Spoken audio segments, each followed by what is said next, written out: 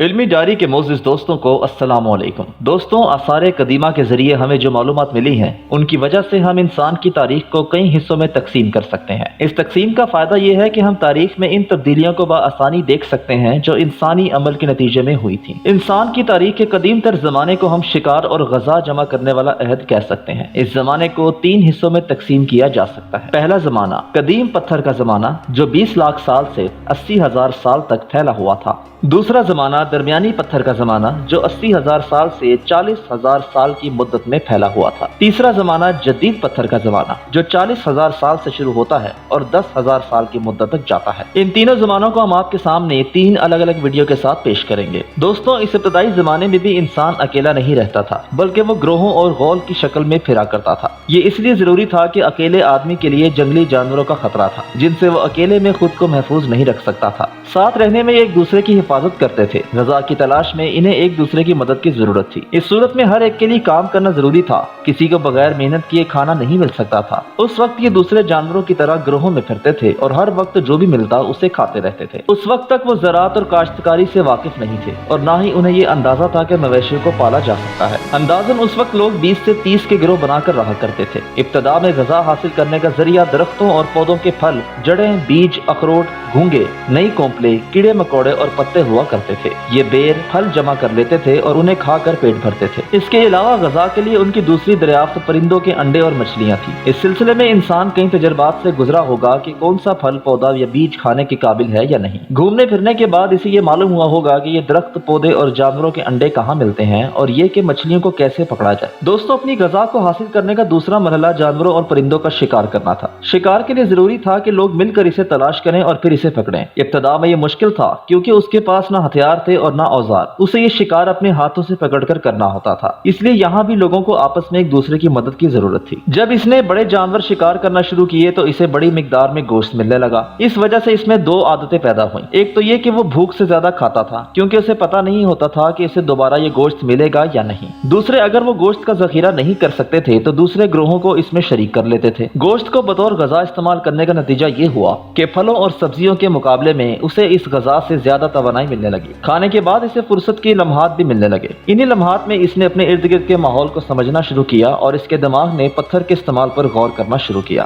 جس کے نتیجے میں اس نے پتھر کے اوزار اور ہتھیار بنانا شروع کر دیے۔ اب اس نے اوزاروں کی مدد سے غذا حاصل کرنی شروع کر دی۔ ان کے ذریعے وہ جڑیں کھودتا، زمین کے اندر سے کیڑے مکوڑے نکالتا اور جانوروں اور پرندوں کا شکار کرتا۔ دوستوں، قدیم پتھر کے زمانے میں لوگ ایک جگہ نہیں رہتے تھے۔ یہ غذا کی تلاش میں ایک جگہ سے دوسری جگہ رہتے تھے۔ گرمی یا سردی سے بچنے کے لیے یا جنگلی جانوروں سے محفوظ رہنے کے لیے یہ وقتی طور پر غاروں یا چٹانوں پر اپنا ٹھکانہ بنا لیتے تھے۔ چونکہ یہ ہر وقت ادھر سے ادھر جاتے رہتے تھے، اس لیے ان کے پاس بہت کم سامان ہوا کرتا تھا۔ خانہ بدوش لوگ چونکہ ایک جگہ آباد نہیں رہتے تھے، اس لیے وہ کوئی یادگار نہیں چھوڑتے تھے۔ وہ اپنے ساتھ صرف ان چیزوں کو رکھتے تھے جو ان کو روزمرہ کی ضروریات کے لیے لازم ہو۔ اس وجہ سے ان کے ہاں ایجادات نہیں ہوتی ہیں۔ ان کا زمین سے رشتہ بھی نہیں ہوتا۔ ان کا کلچر محدود ہوتا ہے۔ ان کے تجربات بھی کم ہوتے ہیں۔ ان کا رشتہ جانوروں، مویشیوں اور فطرت سے ہوتا ہے، اس لیے اس زمانے کے بارے میں معلومات بہت کم ملتی ہیں۔ آثار قدیمہ کے ماہرین نے قدیم پتھر کے زمانے کے لوگوں کے کیمپوں کو دریافت کیا کہ جہاں انہوں نے کچھ عرصہ قیام کیا تھا۔ ایک جگہ بڑی تعداد میں پتھر کے اوزار ملے ہیں،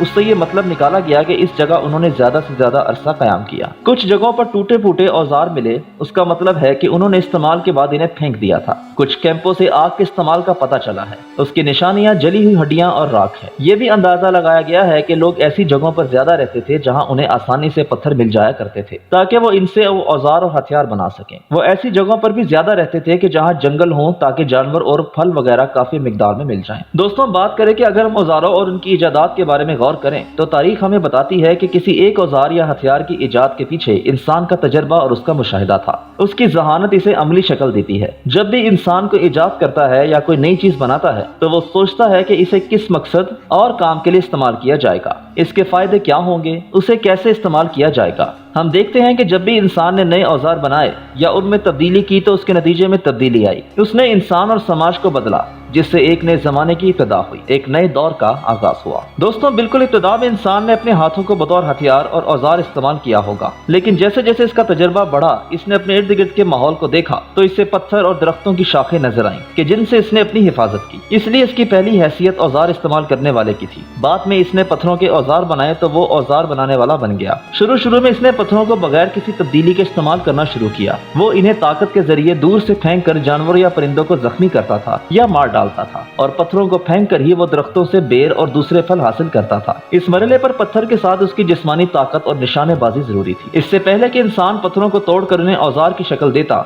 उसने इन पत्थरों को इस्तेमाल किया जो कुदरती तौर पर टूटकर तेज और नोकीले हो गए थे। जब उसने इन्हें इस्तेमाल किया और इनके नताइज अच्छे निकले तो इसे ये तजर्बा हुआ कि अगर वो पत्थरों के औजार अपनी मर्जी के मुताबिक बनाए तो उन्हें और ज्यादा बेहतर तौर पर इस्तेमाल किया जा सकता है। लिहाजा उसने ऐसे पत्थरों की तलाश शुरू की जिन्हें वो तराश खराश कर औजार बना सके। दोस्तों, औजारों के बनाने में इस वक्त तब्दीली आई जब वो सब्जी खोरी से शिकार की तरफ आया। शिकार की खातिर उसने कुदरती पत्थरों को काट कर और घुसा कर तेज और नोकीला बनाया। इन औजारों ने इंसान के हाथों को एक नई ताकत दी। अब वो इन औजारों की मदद से तोड़ने, काटने और टुकड़े करने लगा। माहिरीन को कदीम पत्थर के जमाने के जो औजार मिले हैं उनकी मुद्दत 20 लाख साल कबले मसीह से 10 लाख साल कबले मसीह तक की है। माहिरीन को ऐसी जगह मिली है कि जहां पत्थर के औजार बनाए जाते थे। उन्हें एक तरह से वर्कशॉप भी कहा जा सकता है। पत्थरों से औजार बनाने का एक तरीका तो ये था कि उन्हें काट कर या घिसा कर नोकीला और तेज धार वाला किया जाए। दूसरा तरीका ये था कि पत्थर को पत्थर से मार कर इसे नोकीला या धारदार बनाया जाए। दोस्तों, माहिरीन को इस जमाने के जो औजार मिले हैं उनमें से एक तो वो हैं कि जिन्हें हाथ में पकड़कर फेंका जाता था। बाद में इसमें तब्दीली आई और इसको हाथ से पकड़ा जाने लगा और उसकी शक्ल मौजूदा दौर के हथौड़े की हो गई। अब उसे फेंकने की बजाय हाथ में मजबूती से पकड़कर शिकार पर हमला किया जाने लगा। इसे काटने और तोड़ने का काम भी लिया जाता था। तीसरी किस्म में ऐसे औजार थे कि जिनके जरिए गोश्त को टुकड़े टुकड़े किया जाता था।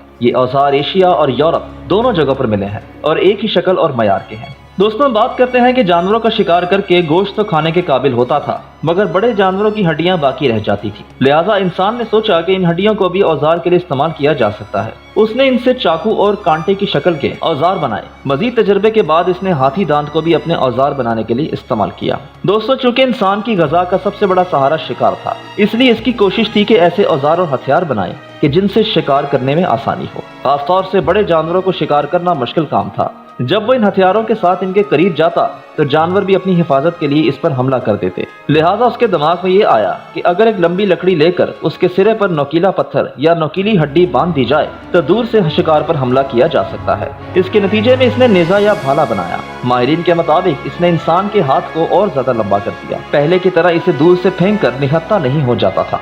दोस्तों, ये थी इंसान के पत्थर के जमाने की मुख्तसर सी दास्तान। उम्मीद है कि आज की वीडियो आपको जरूर पसंद आई होगी। इसी जमाने को हम अगली वीडियो में मुकम्मल जरूर करेंगे और बात करेंगे कि इंसान ने जुबान कैसे सीखी और आग किस तरह पैदा की। गुजारिश है कि जाने से पहले हमारी वीडियो को लाइक जरूर कीजिएगा और हमारे चैनल को जरूर सब्सक्राइब कीजिएगा। अगली वीडियो में पत्थर के जमाने के साथ इंशाल्लाह जल्द हाजिर होंगे। तब तक के लिए अल्लाह हाफिज।